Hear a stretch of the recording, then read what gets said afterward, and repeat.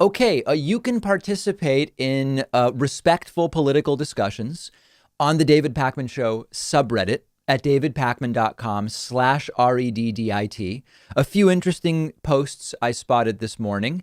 There is a new poll which indicates that 50% of Americans believe Joe Biden is too liberal. What I think is really interesting about this is that you right now have completely opposite claims being made about Joe Biden. The right, every day this week at the Republican National Convention, has been insisting that if Joe Biden wins, he will affect his socialist Marxist ideology on the country, and we won't have capitalism and blah, blah, blah, blah, right? You understand the way that that goes.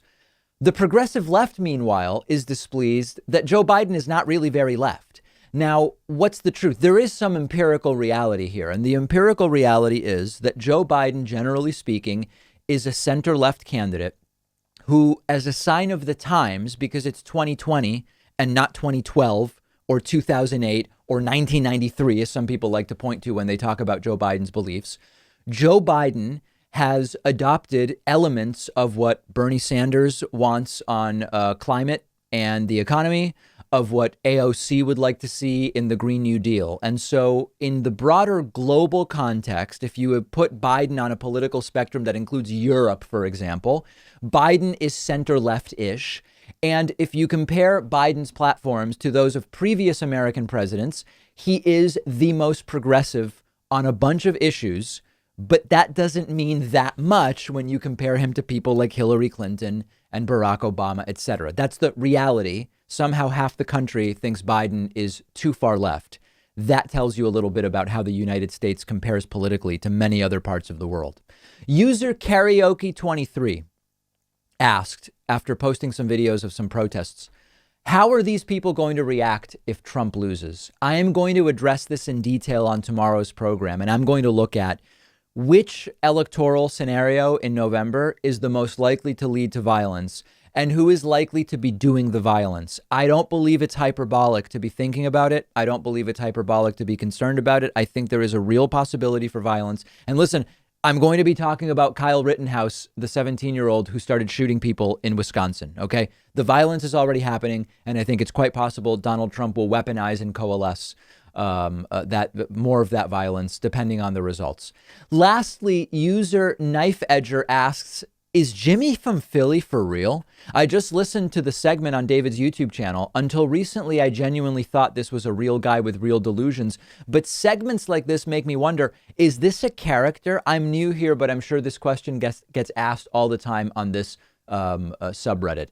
I am here to tell you, Jimmy from Philly is very real. It is not a character that he is playing. And I know that we often wonder, sometimes people are so out there that it's a natural question to say, is this a character? How can someone like this even get through the day? How can someone like this survive into adulthood, quite frankly? But Jimmy from Philly is real. He is a Trumpist. He is a furious Trumpist. And there is every indication that he is completely genuine in the beliefs he espouses. And that's a very scary thing, because as I said before, even if Trump loses in November, we will still have more than 60 million people who will have voted for Trump. And that's something we will have to deal with. Join the discussion at davidpakman.com/Reddit. More than 20,000 of you have subscribed over on Reddit, making us one of the largest progressive media subreddits on the internet. An incredible accolade. If you love feeding your intellectual curiosity, but you're always struggling to find the time, check out one of my all-time favorite apps called Blinkist. Blinkist lets you consume an entire book on your way home from work. They take thousands of popular nonfiction books, condense each one into text or audio that you can get through in just 15 minutes, and you get all of the important core ideas and information from that book.